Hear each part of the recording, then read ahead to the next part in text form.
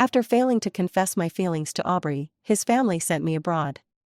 The day I returned to the country, everyone was afraid I'd get too close to Aubrey again. Even he himself said, "The biggest stain on my life is being liked by my own adopted sister." To keep me away, they introduced Aubrey to many girls. Aubrey didn't turn any of them down, casually wrapping his arm around their waists and telling others with indifference, if she could just get rid of those unnecessary feelings, I wouldn't mind her coming back. It seemed he thought I still couldn't get over him. But this time, I came back for one reason only, to marry someone else. As soon as I appeared at the door of the private room, the air seemed to freeze. The girl who had just tried to kiss Aubrey after losing a dare was standing there. He was lounging on the sofa, relaxed and smug. It wasn't until someone blurted out an expletive that the group snapped back to reality. "Damn, why is Moira back?" Everyone stepped forward, instinctively blocking Aubrey from view. "Just like years ago." They awkwardly smiled at me. "When did you come back? You didn't even let us know so we could pick you up. How did you find your way here? Have you eaten? Want to come in for some snacks?" I stood still, looked at the room number, and smiled faintly. "No, I think I've come to the wrong place." The people blocking the door visibly relaxed. Just as they were about to say something else, a mocking laugh came from inside. Aubrey had his arm around the waist of a girl in front of him, whose eyes were brimming with tears. He pulled her into his embrace and kissed her, gripping her chin. "Take a breath. A girl shouldn't be the one to initiate a kiss like this." His voice was lazy, and the girl in his arms blushed deeply.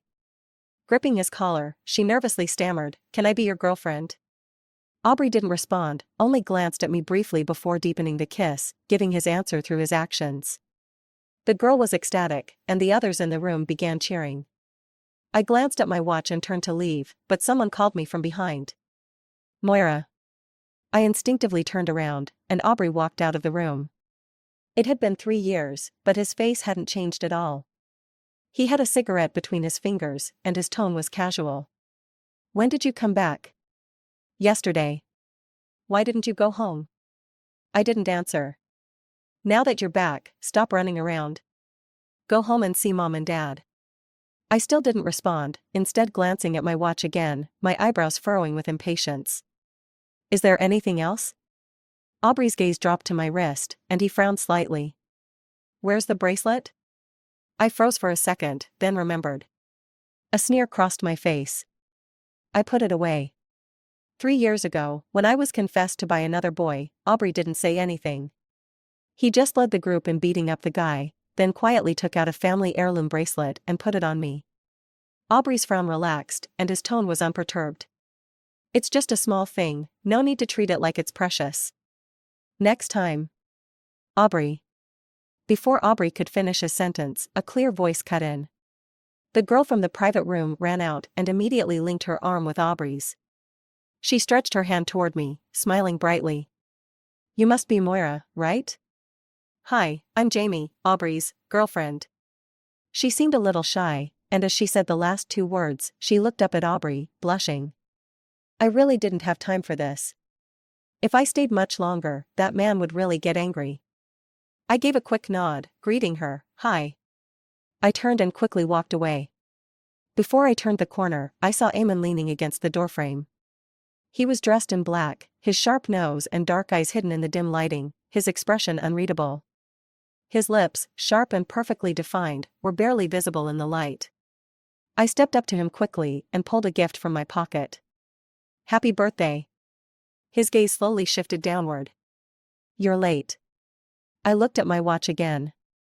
The hour hand had just moved past midnight. The day was already over.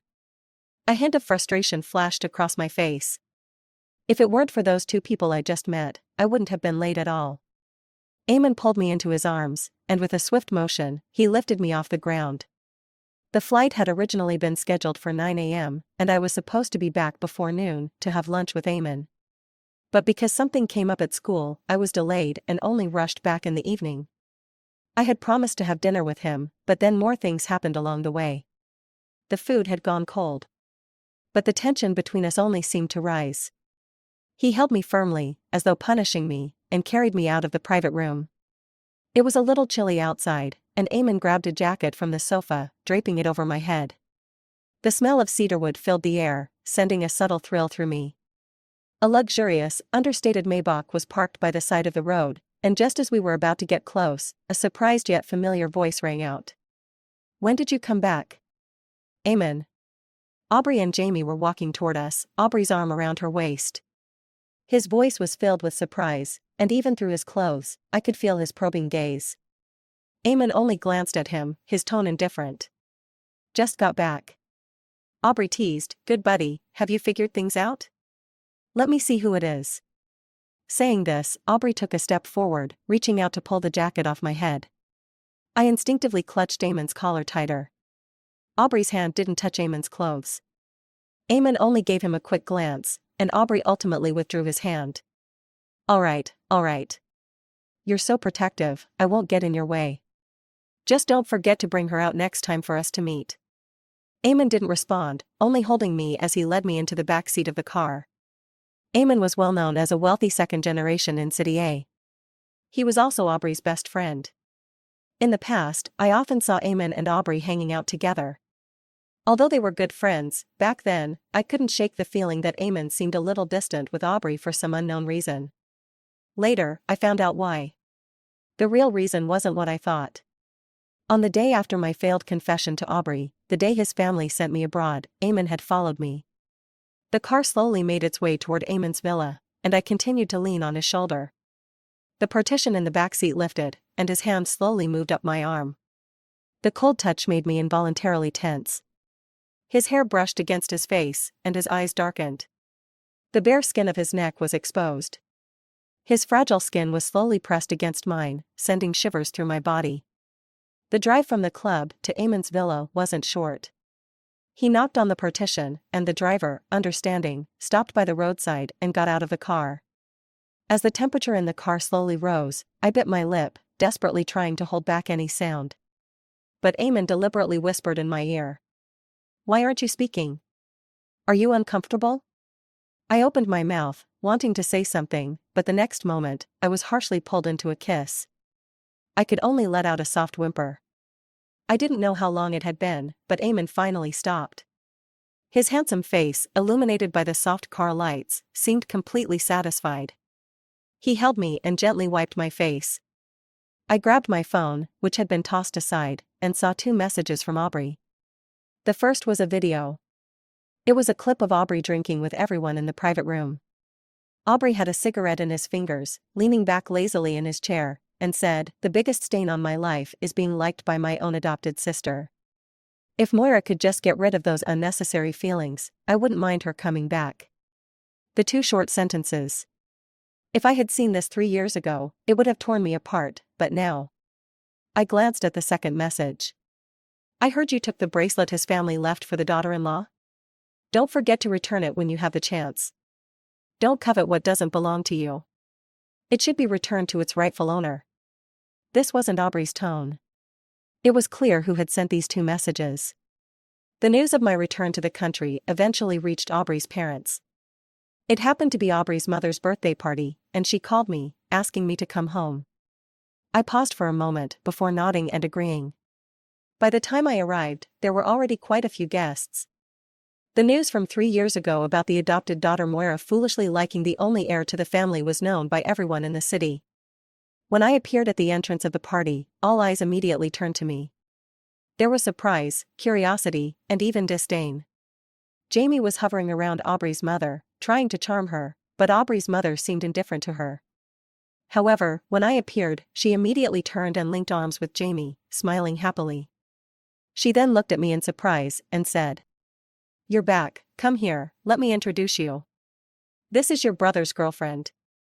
She emphasized the words "your brother's girlfriend" as if to make a point, and I gave a faint smile.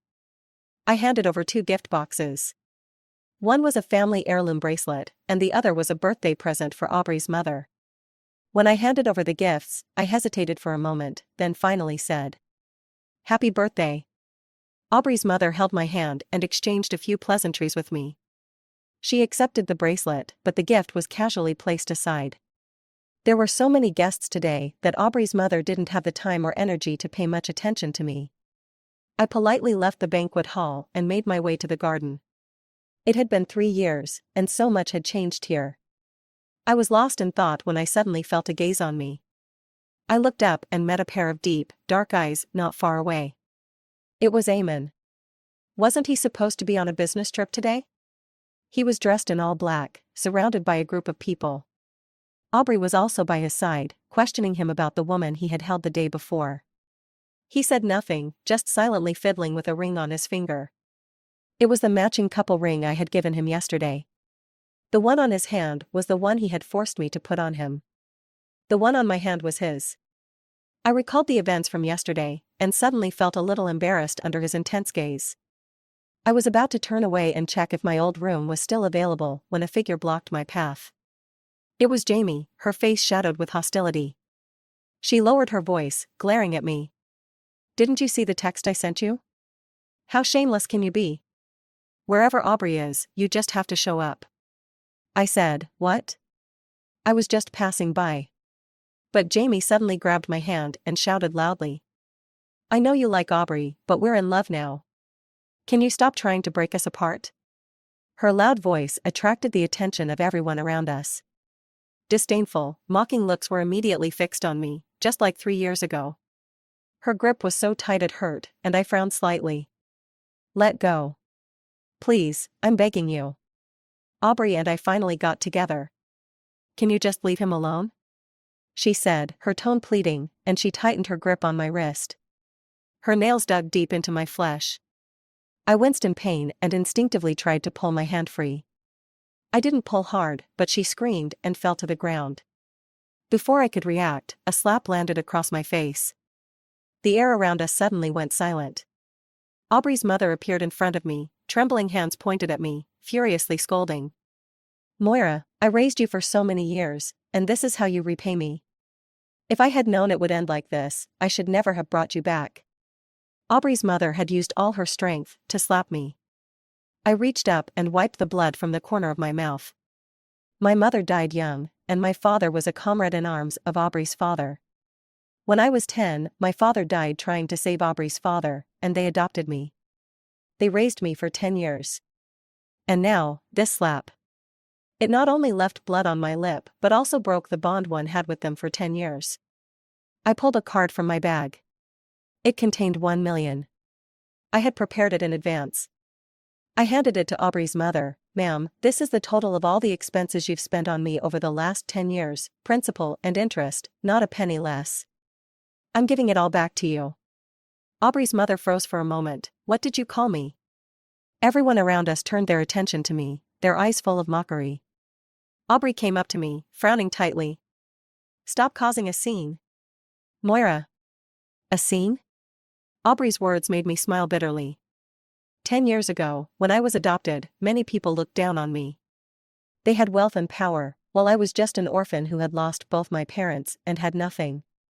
Many people spoke behind my back, calling me shameless for clinging to them. When Aubrey found out, he went after them one by one and beat them up. Aubrey's parents also confronted the other family's parents. They told everyone that I was now their only daughter, on equal standing with Aubrey. Anyone who looked down on me was looking down on them. When Aubrey put his family heirloom bracelet on my wrist, Aubrey's mother smiled and said she hoped Aubrey and I really had a future together. To avoid embarrassing them, I worked hard and got into the top university. I used my scholarship to buy gifts for my foster parents. They were happy, proud of me. But the most excited one was Aubrey. He picked me up in front of everyone and said I'd be his junior from now on. With him around, no boy with bad intentions would ever get near me. They treated me well, and I naively believed that I finally had a family that loved me. But all of that shattered the day I received my acceptance letter and foolishly confessed my feelings to Aubrey. When my foster parents found out, they didn't say anything. The next day, they sent me abroad without a word. They never contacted me again. They had only said they hoped Aubrey and I would have a future, but it was just empty words. I'm an orphan, what right did I have to be with their son? I opened my mouth, wanting to say something to Aubrey, but in the end, I couldn't bring myself to speak. Forget it. There was nothing more to say. I didn't look at them again and turned to leave. But Aubrey grabbed my wrist. His face wore an impatient expression. Today is Mom's birthday. Do you really have to make a scene? His grip was strong, and the injury Jamie had inflicted earlier was still tender, now made worse by Aubrey's hold. The pain almost made me cry. How pathetic. Apologize to Jamie. He sneered, releasing my hand and wrapping his arm around Jamie's shoulders. You pushed her just now. Jamie smiled in Aubrey's arms, but still looked at me with tears in her eyes. It's okay, Aubrey, she didn't mean it. She's just too concerned about you. I don't mind taking a little suffering. Please don't let anything come between you, Mom, and Aubrey. Jamie's voice was soft and understanding. Aubrey looked at me coldly. I'll give you two choices. First, apologize to Jamie. Second, go back upstairs and stay out of the way, or else. I'm sorry. I interrupted Aubrey. Is that enough? If not, I can keep going. Aubrey froze for a moment, then snapped. Good, very good. You've been abroad for 3 years, and this is the way you've learned to handle things? Do you think if you sulk, I'll forgive your tantrum? I didn't look at him again and turned to leave. When Aubrey's mother slapped me, Eamon had come over. But I stopped him with my eyes. I didn't want him involved in this anymore. In the car, Eamon kept a solemn face as he pulled my wrist and silently began to disinfect and treat my wound. Once he finished, he set my hand aside and said nothing, his gaze fixed on the road ahead. I knew he was angry. I leaned over with a playful smile and tugged at Eamon's sleeve. Are you mad? Still no reply. I sighed and took his hand. I just don't want to rely on you for everything. On the first day I was sent abroad, I fell sick. At that time, I didn't have a penny to my name. I sold everything valuable I owned and rented a tiny, run-down apartment that could only fit a bed. With a high fever and aching all over, I worked 5 jobs a day, washing dishes, cleaning, and almost fainting into the water basin several times. It was Eamon who appeared to help me. It was my first time abroad, and everything was unfamiliar. I had to rely on him for everything. At first, I thought he was someone my brother had sent to help me, but later, I realized. He had his own motives. He was after something from me. When I was younger, I had a stubborn streak in me. If they didn't reach out to me, I wouldn't reach out to them. They sent me abroad, and I could live fine on my own. After discovering Eamon's intentions, I started distancing myself from him. I stopped accepting his kindness. But in the face of reality, my pride seemed useless. I was alone in a foreign country, not a local, facing discrimination. Where others earned a decent wage, I could barely make half. I hadn't done anything wrong, and yet I was being treated poorly. When life became unbearable, I couldn't imagine how I could keep going. So, I accepted Eamon. I even climbed into his bed willingly. At first, I thought he was just acting on a whim, and after getting what he wanted, he would toss me aside. After all, how could someone like him possibly be interested in an orphan like me? But, he took care of me for 3 whole years. When I didn't want to return home, he arranged for me to continue my studies abroad. I fell in love with research, so he invested in a lab for me to work in. I didn't want to be alone, so he opened a company abroad to stay with me. 3 whole years. In all that time, my family didn't contact me even once. I originally wanted to explain to Eamon that I didn't want to keep causing him trouble. But when I spoke, his mood darkened even more. He pulled his arm away from my grip. That was when I got upset. Look at me, Eamon. Eamon stayed silent for 2 seconds before turning to face me. But his handsome face remained cold and indifferent, and he still didn't say a word. Fine. If he didn't want to talk, then neither would I. I leaned back against the car seat, closing my eyes. At first, I just wanted to pretend to nap, but before I knew it, I really fell asleep. When I opened my eyes again, we had already arrived home. Dinner was ready, all the dishes I liked. I hadn't eaten much at the party earlier, and now my stomach was growling. Eamon was sitting on the couch, in the middle of a video conference. When he saw me, he glanced at me and then spoke in English to wrap up the meeting. Once he hung up, he set his phone aside and picked up an economic magazine to read. I walked over to him, sat on his lap, and wrapped my arms around his neck. He didn't resist. I pushed my luck further, saying, I'm hungry. Feed me. Eamon supported me with one hand and guided me to the table. I stayed on him, not planning to get up. He patiently sat there, feeding me bit by bit. When I had eaten enough, my hands began to wander. He held my wrist and shot me a warning look, signaling me to stop. But if I listened to him, I wouldn't be Moira.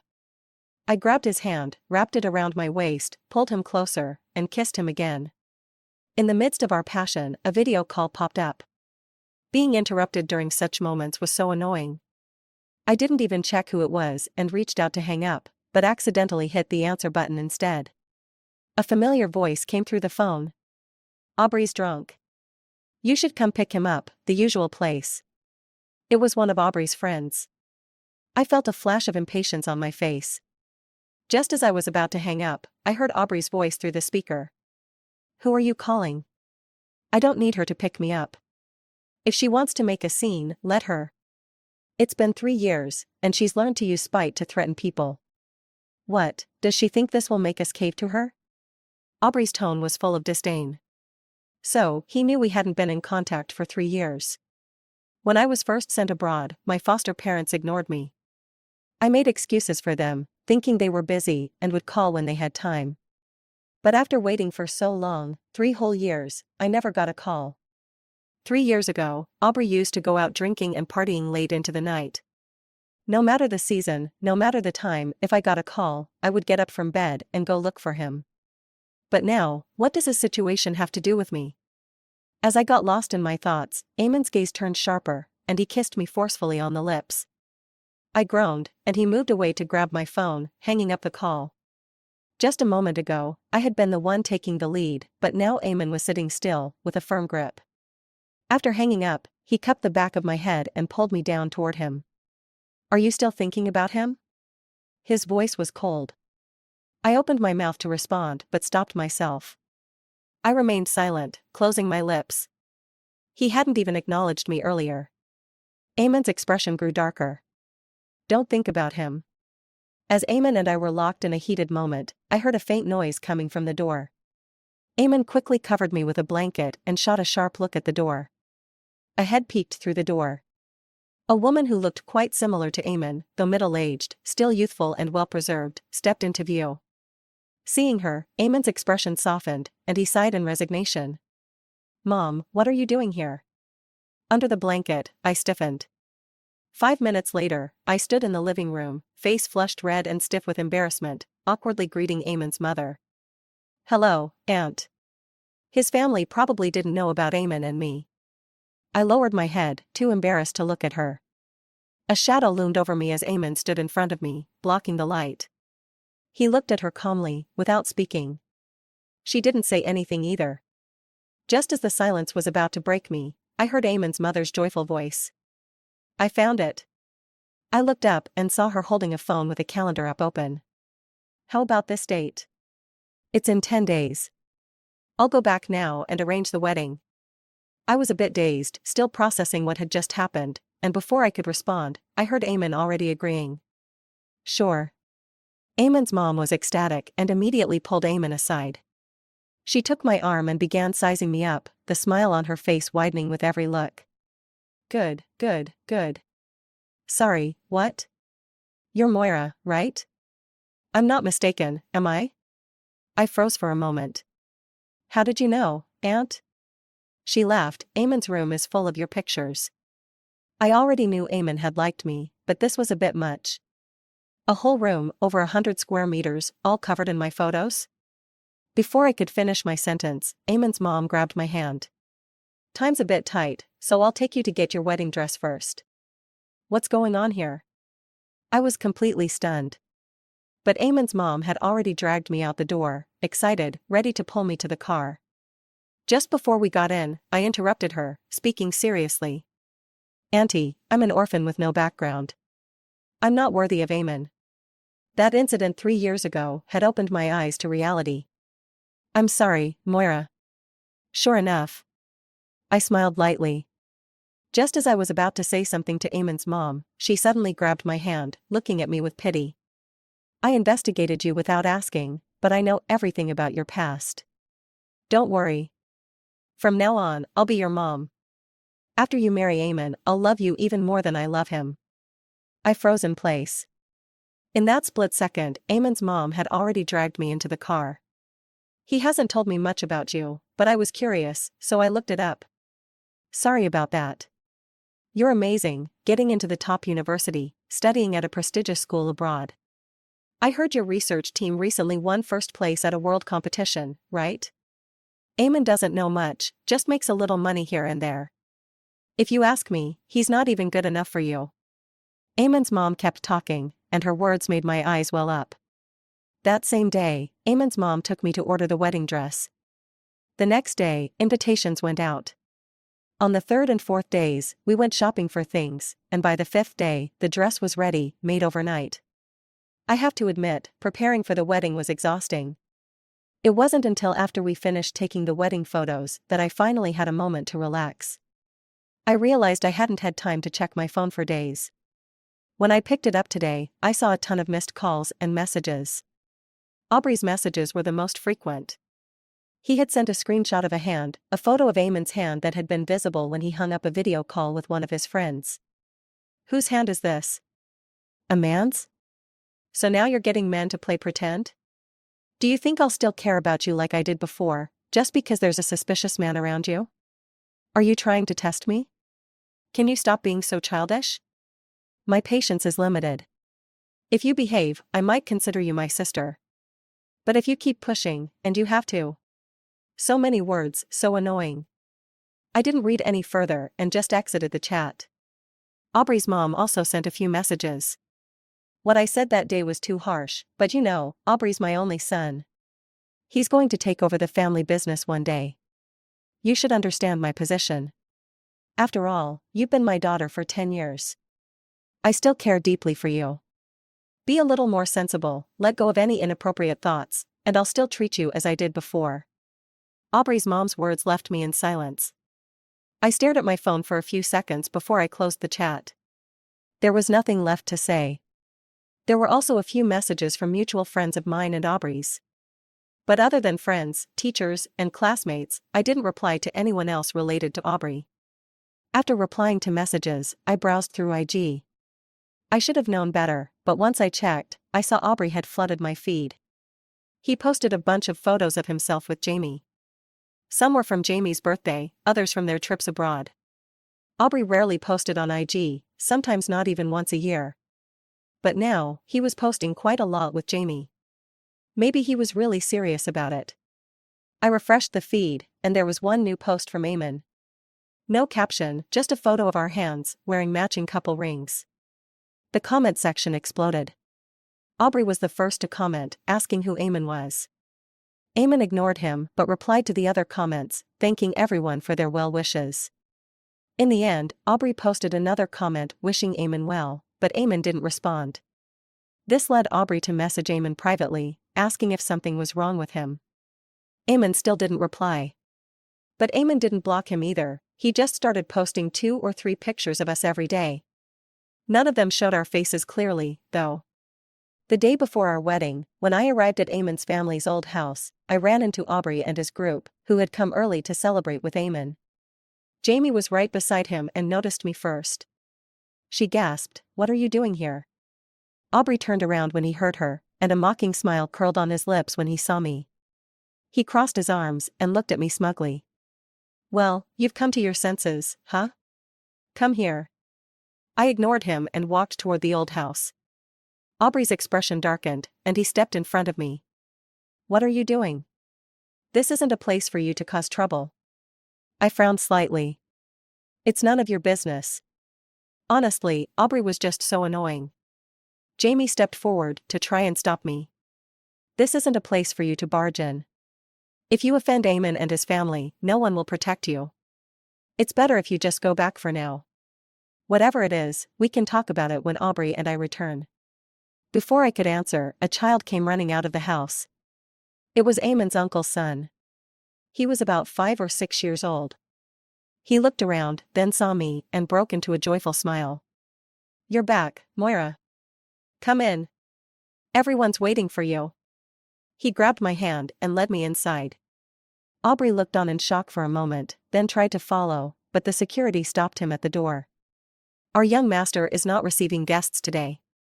There were quite a few relatives at the house that day, all eagerly talking to me and offering red envelopes and gifts. Eventually, Eamon came to rescue me. His family had a high status in the city.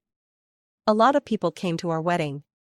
When Eamon and I stood on the stage, I glanced down and unintentionally locked eyes with Aubrey, whose eyes were red. He was gripping his fists as if he had been wronged. When my foster parents saw me, they too were shocked and froze in place. The wedding proceeded smoothly. We didn't finally get a break until the evening. I was so tired that I almost fell asleep leaning on Eamon. Just as we reached the entrance of the old house, we were stopped by a figure. It was Aubrey. He clenched his fists and immediately charged at Eamon. I considered you my brother, and now you're after my sister.